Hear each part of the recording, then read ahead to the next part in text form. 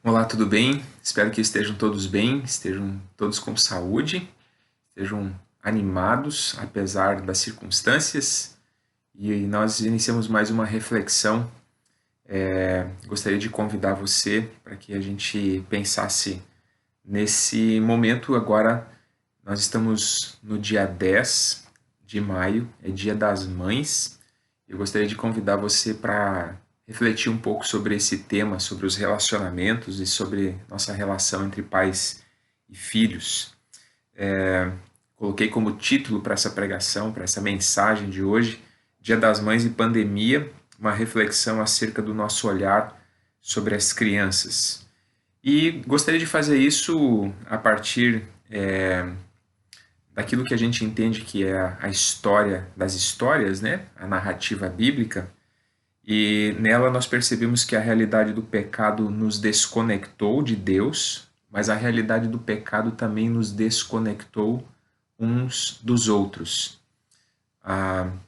No exato momento em que o pecado entra em cena lá no Jardim do Éden, também iniciam-se os conflitos entre Adão e Eva. E já na primeira família descrita nas escrituras de Adão e Eva, nós lemos a história de um assassinato entre irmãos. Caim matou o seu irmão Abel. Então a gente já percebe que fortes e violentos conflitos se instalam nas relações conjugais, nas relações entre pais e filhos, né? Quem é casado sabe o grande desafio que significa sustentar e manter um casamento, o grande empenho emocional, a grande tarefa que é trazida a cada um de nós diante dessa realidade de relações entre cônjuges. E a mesma coisa acontece quando chegam os filhos, na medida em que eles vão crescendo, em que a gente vai se deparando com um outro ser humano que não é simplesmente uma extensão de nós mesmos, mas que vai desenvolvendo a sua própria personalidade, tem seu próprio jeito de compreender a vida, e os conflitos muitas vezes vão se avolumando na medida em que também os filhos vão crescendo. Isso é uma realidade que toda família experimenta de uma forma ou de outra. Mas talvez o isolamento social nos forçou a um convívio mais intenso nesse momento. Para muitas pessoas tem sido assim nas nossas famílias. E nesse sentido, esse convívio também pode estar trazendo à tona a fragilidade das nossas relações. Pode ser que a gente esteja se dando conta, não que o isolamento agora está causando a fragilização das nossas relações. O que pode estar acontecendo agora é de que a gente se dê conta, ou de que de forma muito intensa venha à tona essas fragilidades que já existiam antes. E especialmente falando em mães, para muitas mães agora fica escancarado essa chamada tripla jornada, né? Porque existe o papel de mãe, algumas mães estão em casas, nas suas casas, tendo que cuidar dos seus filhos, com ou sem o marido, né? Existem algumas mães separadas que têm que desempenhar esse papel sozinha. Junto com isso tem a tarefa de cuidar da casa, e ainda em terceiro lugar vem muitas vezes o home office, as tarefas do trabalho à distância. Existem N reportagens e também material abundante na internet sobre, inclusive, dando dicas de como conciliar essas coisas e assim por diante. Mas, de fato, é um grande desafio. E eu gostaria que nós refletíssemos um pouco sobre isso, sobre as relações mais especificamente, não sobre o desafio de desenvolver home office em tempos de pandemia. Não é esse o nosso tema, não é isso que a gente quer abordar, mas de fato a gente gostaria de refletir mais sobre as relações. E eu gostaria de ler um texto bíblico muito conhecido já, sobre o qual eu já refleti em outras direções, em outros momentos, mas eu certamente em algum momento, não sei se foi num outro Dia das Mães ou em um outro Dia dos Pais, mas é um texto que recorrente, ao qual eu recorro várias vezes, porque ele sempre me chama a atenção de novo, que é o último versículo do Antigo Testamento, Malaquias 4, versículo 6, que diz que quando Deus enviasse Elias para preparar o povo, diz ali que ele fará com que os corações dos pais se voltem para seus filhos e os corações dos filhos para seus pais. Do contrário, eu virei e castigarei a terra com maldição. Na versão de Almeida, a expressão se volte, o coração se volte dos pais para os filhos e dos filhos para os pais, existe a expressão que o coração se converta, que o coração se volte no sentido de se converter. É muito interessante isso. Ele fará com que os corações dos pais se voltem para seus filhos e os corações dos filhos para seus pais. Do contrário, eu virei e castigarei a terra com maldição. Bom, a gente sabe que o Evangelho de Jesus, nos chama à conversão. Quando antes de Jesus, João Batista começa a pregar na Galiléia, na Judéia e começa a batizar pessoas no Rio Jordão, a mensagem dele é resumida, ao ser contada, com essa expressão: arrependam-se, porque o reino de Deus está próximo. Quando Jesus começa o seu ministério, ele repete o mesmo bordão. Ele também diz: arrependam-se, o reino de Deus está próximo. Ele assume essa pregação de João Batista e continua anunciando a proximidade do reino de Deus e chamando as pessoas ao arrependimento.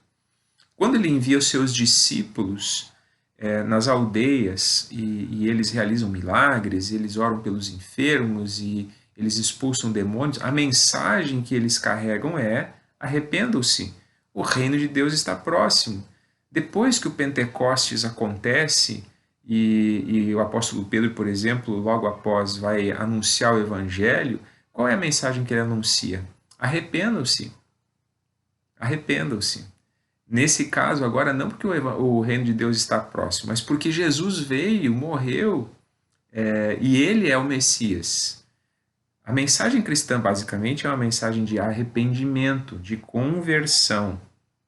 A palavra traduzida por arrependimento e conversão é metanoia, que significa uma mudança de mentalidade. Mas não é apenas uma mudança conceitual, não é apenas uma mudança intelectual. É uma mudança de mentalidade que gera toda uma série de novos comportamentos que mudam a minha vida, que mudam a maneira como eu entendo a vida e, portanto, a maneira como eu me posiciono diante da vida. Isso é conversão, isso é metanoia. Essa conversão, quando é olhada do ponto de vista do Evangelho, uma das palavras usadas para descrever essa conversão é de que ela significa uma reconciliação com Deus. Nós somos reconciliados, nós viramos as costas lá no Jardim do Éden, nos rebelamos, nos tornamos inimigos por causa dessa rebelião, mas nós somos reconciliados por causa da cruz de Jesus, por causa do sangue derramado na cruz do Calvário. Mas essa reconciliação com Deus também nos chama a uma reconciliação conosco mesmos, a uma reconciliação também com as pessoas ao nosso redor. E no texto da palavra de Deus que nós lemos, de Malaquias 4:6, a desconexão entre pais e filhos resulta em maldição sobre a terra. É muito, essa palavra sempre de novo me chama muito a atenção. Eu gostaria de comentar algumas coisas, fazer alguns apontamentos em relação a isso. Por que Deus diz, olha, se os pais não se converterem aos filhos e os filhos aos pais, eu virei e trarei maldição sobre a terra. É apenas uma forma de castigo. Eu entendo que é mais do que apenas uma questão de castigo divino. É uma experiência das consequências dessa não conversão, desse não voltar o coração dos pais para os filhos e dos filhos para os pais. Não é meramente, é mais ou menos como Romanos capítulo 1, em que se diz ali, quando se fala do juízo de Deus, de que as pessoas rejeitam o conselho de Deus, rejeitam a verdade de Deus. E aí, 3 vezes há uma expressão que o apóstolo Paulo usa dizendo: Deus os entregou a uma disposição mental reprovável. E na medida em que Deus nos entrega a nós mesmos, na medida em que Deus nos deixa seguir o nosso próprio curso, é nessa medida que nós experimentamos o juízo de Deus. Porque quando nós decidimos nos afastar dele, as consequências desse afastamento não pode ser outra coisa do que maldição. Assim é em Romanos capítulo 1 e assim também eu leio aqui em Malaquias, no capítulo 4, versículo 6, que nós lemos. Mas por que se diz isso ali, na minha leitura? É porque é na família, nas relações justamente aqui com os pais, que nós formamos o nosso caráter, que nós construímos a nossa identidade, os nossos valores, a nossa saúde psíquica, emocional, entre muitas outras coisas. Nós construímos a partir das nossas relações em casa, com os nossos pais. Nós somos um produto das nossas relações saudáveis ou adoecidas com os nossos pais. Nós somos um produto, para o bem e para o mal, daquilo que foi construtivo, daquilo que foi destrutivo nessas relações, das presenças positivas e das ausências positivas nesse sentido. Nós somos resultado disso. E nós temos uma grande dificuldade, inclusive, de nos desvencilharmos daquilo que é negativo para conseguir construir uma nova história. Porque justamente a gente necessita dessa conversão, desse arrependimento, dessa capacidade de rever essa história e de recontar essa história de uma outra forma, a partir do Evangelho, de fazer com que essa história passe pela cruz e pelo Evangelho. Isso é um processo. Isso geralmente é uma caminhada longa que demanda de nós a disposição de também se deixar questionar, de se deixar tocar nas nossas feridas, de permitir que essa cura aconteça. E nem sempre ela é muito fácil.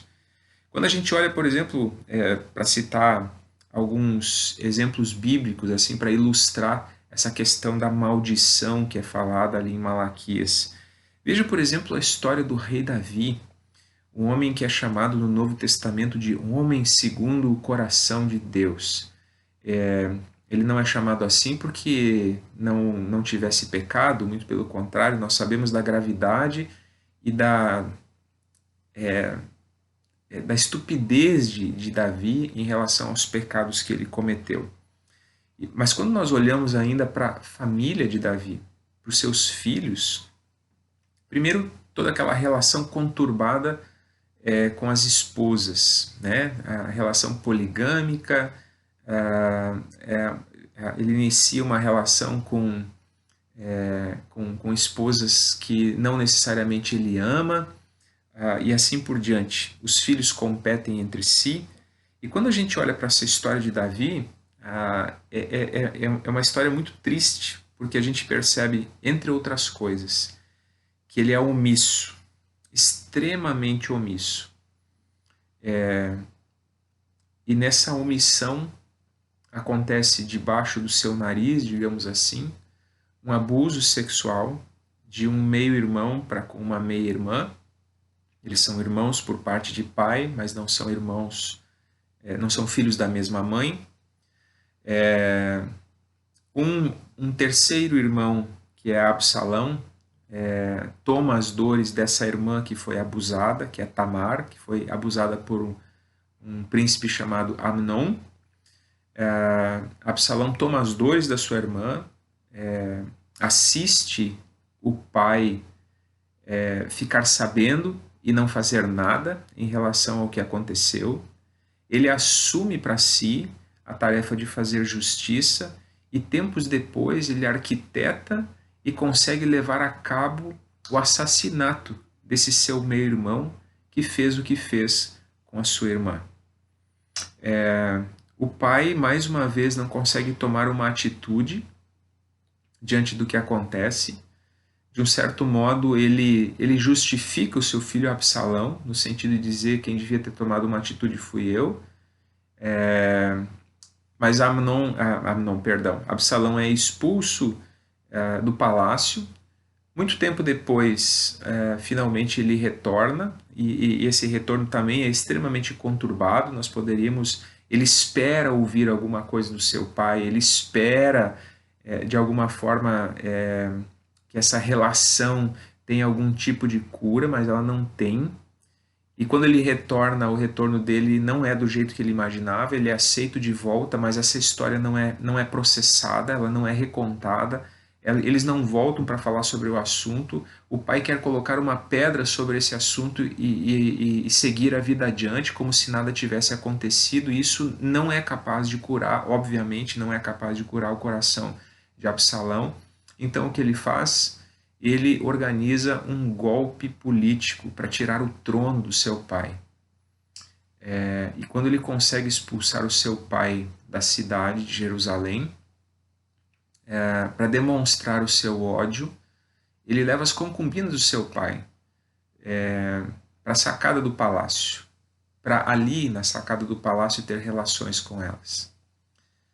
Como uma forma de humilhar o seu pai, como uma forma de afrontar o seu pai, de demonstrar quanto ódio há no seu coração. Finalmente, isso termina como uma guerra civil dentro do país entre o exército de Davi e o exército do seu filho Absalão. E Absalão é derrotado e é morto nessa batalha. Maldição. É disso que Malaquias está falando. É disso que Deus está falando por meio do seu profeta. É maldição. Quando as nossas relações ficam adoecidas, quando não existe a conversão dos pais para os filhos, nós colhemos maldição. É uma consequência. E ela será colhida em maior ou menor grau, dependendo do quanto for intensa essa desconexão. Mas ela será colhida, sem dúvida nenhuma. Ela será colhida. Eu acredito que é disso que o texto está falando, são dessas questões que a palavra de Deus nos está falando. E eu gostaria de dizer mais ou menos assim que pode ser que esse momento de isolamento social que está sendo imposto pela pandemia, ele nos ajude a refletir sobre o nosso distanciamento emocional nas nossas relações com filhos e também com o cônjuge.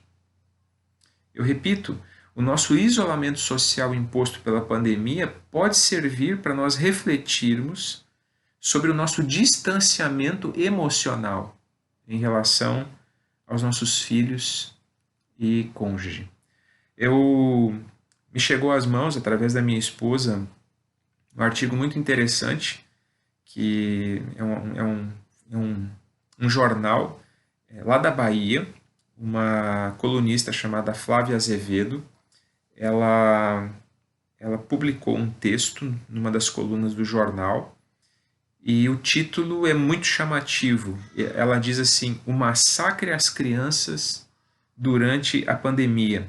O subtítulo do artigo dela diz assim: Crianças que de repente não podem mais ser terceirizadas buscam seus lugares em lares que não lhe cabem. Muito, muito forte isso que ela afirma. Eu gostaria de ler uns pequenos pedaços do artigo. Ela começa dizendo no artigo assim: elas não assinam textos, não fazem lives e na maioria das vezes não são ouvidas, sequer dentro das próprias casas.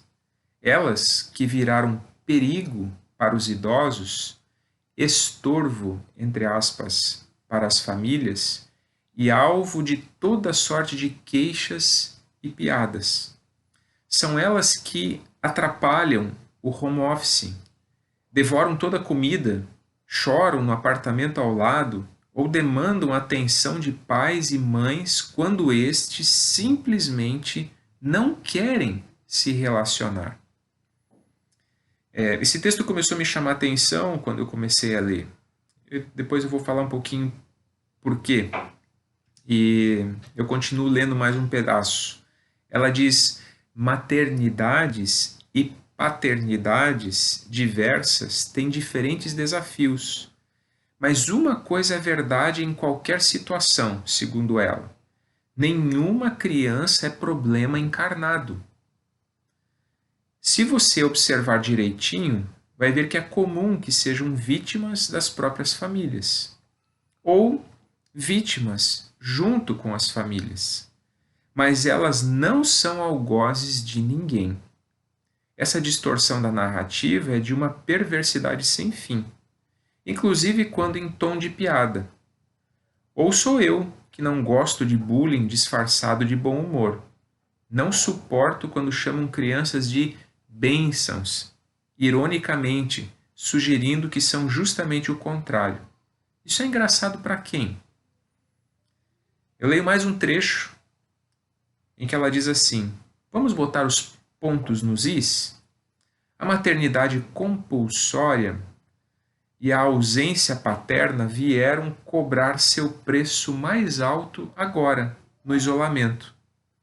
Crianças que de repente não podem mais ser terceirizadas buscam seus lugares em lares que não lhes cabem. Nunca foram seus os quartinhos enfeitados.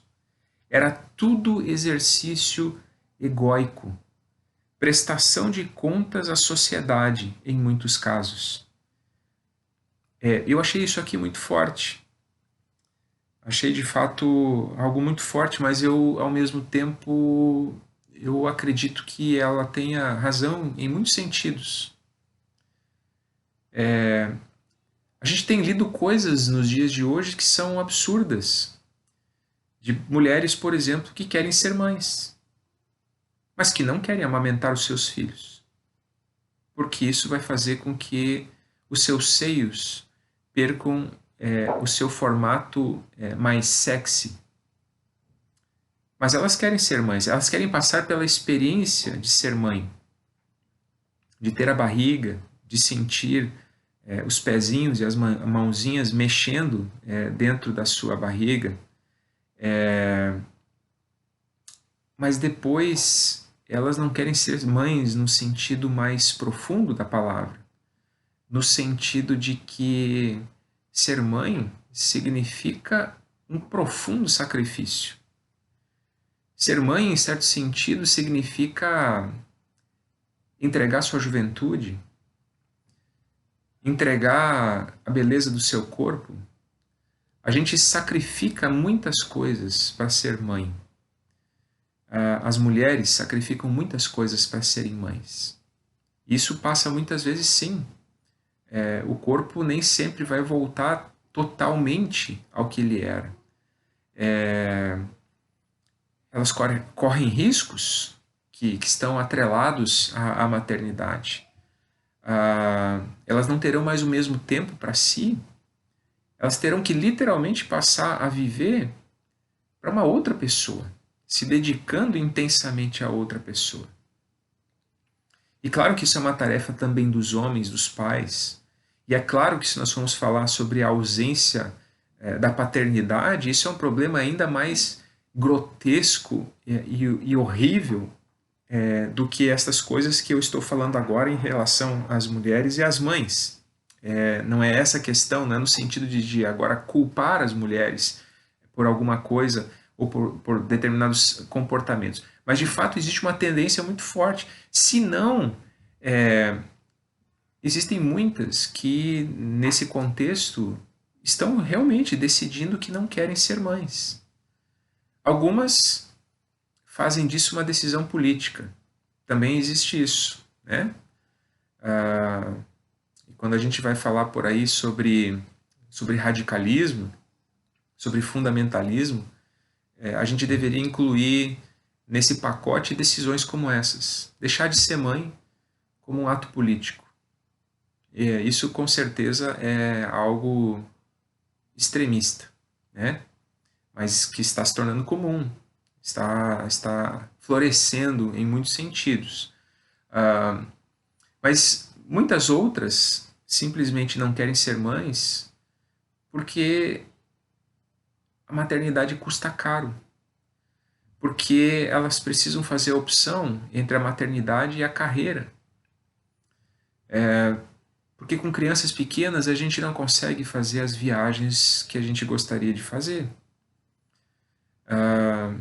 Porque elas consomem o nosso tempo, a nossa energia, elas demandam atenção intensa e cuidado intenso. Mas a gente está profundamente preocupado conosco, com o nosso bem-estar, com a nossa felicidade.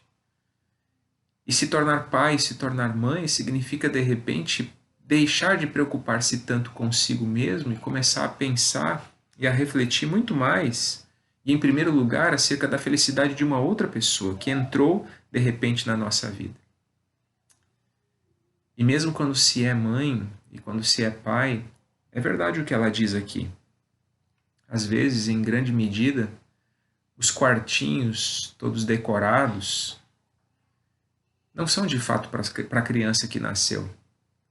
É um exercício egóico, de puro egoísmo, que não é uma expressão de amor pela criança, mas é, às vezes, um exercício de comparação com outras pessoas, é uma questão de exibicionismo nas redes sociais, e por aí vai.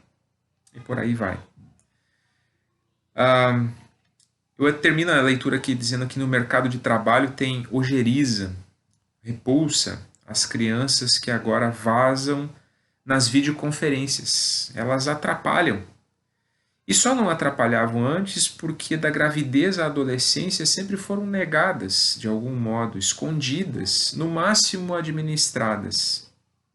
As mães bem sabem, pais menos porque normalmente se eximem, e ela tem razão. Os homens, todos nós deveríamos ouvir isso com muita humildade. O quanto custa andar nessa corda bamba no fio dessa espada? Agora, não dá para o chefe ignorar a maternidade. Uma baita oportunidade. Ela escreve num jornal da Bahia, mas o baita aqui me parece que denuncia uma outra origem. Posso estar enganado. Seria lindo rever essas relações em vez de apenas reforçar a ideia perversa de que criança atrapalha. E aqui eu acrescento uma breve, faço também assim uma breve, nessa fala que eu fazia antes, né? De que junto nesse pacote de que a maternidade ela é muitas vezes desejada muito mais em função de si mesmo, como um exercício egóico, assim como o quartinho, do que pelo desejo de ser mãe no sentido pleno, de sacrifício, de entrega, de não viver tanto mais para si mesmo. Tanto é assim que a gente também vê crescendo de maneira aos píncaros abortos realizados porque as crianças não vão ser aquilo que a gente projetou e sonhou que fossem. Elas não vão vir perfeitas. Elas não virão normais. E em muitos lugares, Europa, por exemplo, isso já é algo que justifica o aborto. Países como a Islândia se orgulham, por exemplo, de praticamente ter acabado com o nascimento de crianças com síndrome de Down. Por quê? Porque crianças com síndrome de Down não podem ser felizes? Não, porque os pais acham que crianças assim os farão infelizes. Ou seja, a paternidade, a maternidade é, sim, um exercício egóico para muitas pessoas. A colunista tem toda a razão. E a partir do que ela escreveu, eu também fiquei pensando em mim. Eu me fiz algumas perguntas. Eu fui impactado pelo texto dela. Já faz um bom tempo que eu o li, mas eu o guardei. Eu pensei, eu preciso construir uma reflexão melhor sobre esse texto. Mas eu fiquei me perguntando acerca de mim mesmo. Meus filhos atrapalham? Eles sentem-se ou sentiram-se como um estorvo para aquilo que realmente é importante para mim? Essa é uma das perguntas que eu me fiz. A coluna dela me faz perguntar isso, mas o texto bíblico que nós lemos também me faz perguntar isso. Meus filhos são um um estorvo? Eu faço com que eles se sintam, em algum momento, um estorvo na minha vida? Eu faço com que eles sintam-se menos importantes, por exemplo, do que o meu trabalho? É uma pergunta. E é uma pergunta importante. Outra pergunta que eu me fiz e o que estou me fazendo de maneira muito intensa: eu tenho terceirizado o meu papel de pai? Mas você que é mãe, você também pode perguntar se você tem terceirizado o seu papel de mãe. Agora que nós não temos a escola para mandar os filhos, né? Quem de nós que tem crianças pequenas não se diverte, como ela disse, com esse bullying que nós fazemos, com um cara de bom humor, dizendo: meu Deus, volta logo à escola, não aguento mais. Férias só é bom para as crianças, mas para a gente fica quase maluco. É recorrente. E a minha esposa também é professora, então ela também, ela não é apenas mãe, ela também é professora, então muitas vezes ela também percebe do lado das mães que elas não sabem o que fazer com os filhos. E às vezes percebe também, sendo professora de escola particular, de que existem mães que poderiam estar em casa com seus filhos, mas elas colocam os filhos em tempo integral. Não porque elas estão preocupadas com uma formação educacional ou com certos tipos de coisas assim, mas porque elas precisam de tempo para elas, para ir na academia, para ir no salão. E não tem nada de errado de você ir na academia, de você ir no salão, mas a pergunta é o quanto os nossos filhos não estão sendo terceirizados nesse processo. O quanto eles não estão se sentindo um estorvo na nossa vida. A terceira e última pergunta que eu me fiz, estou me fazendo, quero me fazer, eu estou desconectado emocionalmente dos meus filhos? Ao que e a quem eu estou conectado emocionalmente? Ao que e a quem eu estou conectado emocionalmente? Eu termino dizendo: Deus nos chama à conversão. É verdade. E termino dizendo: a nossa resistência a essa conversão dos pais aos filhos e dos filhos aos pais significará irremediavelmente maldição para nós e para eles.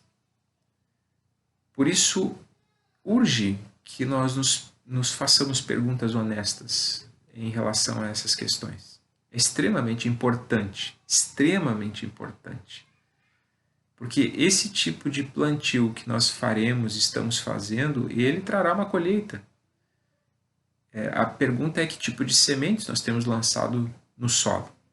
Essa é a questão. Em segundo lugar, nossos filhos têm sido sacrificados ao deus Mamon. Sabe, no passado, os pagãos, eles sacrificavam seus filhos aos deuses para que houvesse colheita, para que houvesse saúde, para que houvesse prosperidade. E crianças eram imoladas e sacrificadas e algumas queimadas em altares pagãos. Mas o Deus do nosso século também sacrifica as crianças, de vários modos.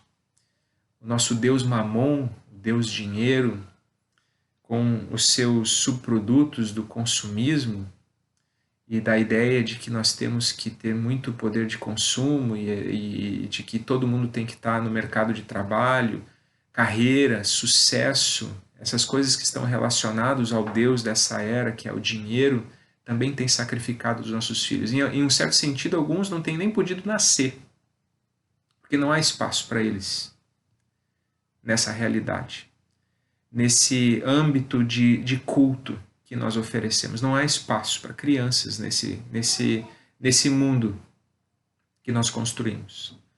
Em um segundo sentido, a gente poderia dizer assim, são sacrificados quando eles não se encaixam nesse mundo. Por exemplo, crianças que poderiam nascer com alguma limitação. Não são intelectualmente capazes o suficiente não são isso o suficiente, não são aquilo o suficiente, portanto não têm o direito de viver. Eles não cabem nesse mundo, eles não cabem nessa realidade. Por isso eles são sacrificados. Mas às vezes até depois que já nasceram e de que aparentemente não tem nenhuma dessas limitações, mesmo assim, eles são sacrificados com a nossa ausência, porque nós estamos preocupados demais em nos prostrarmos e adorarmos a esse Deus que governa e domina tudo ao nosso redor e que ocupa a nossa prioridade o tempo todo. Em terceiro lugar, eu termino perguntando de que modo aquilo que não está bem poderia ser mudado nessas relações. Há algo que poderia ser feito? Há algo que poderia ser transformado nesse processo? Se sim, então urge fazê-lo. E eis aí, mais uma vez, a pandemia traz para nós uma oportunidade ímpar, singular, irrepetível para fazer. Que Deus abençoe. Um feliz Dia das Mães. E, de algum modo, junto, né? Feliz Dia dos Pais também para os pais. Mesmo que hoje não seja Dia dos Pais, mas é Dia da Família. Dia das Mães também é Dia da Família. A gente precisa falar sempre da responsabilidade de ambos.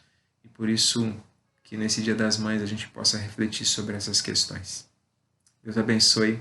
Fica na graça e na paz do nosso Senhor Jesus Cristo. Amém.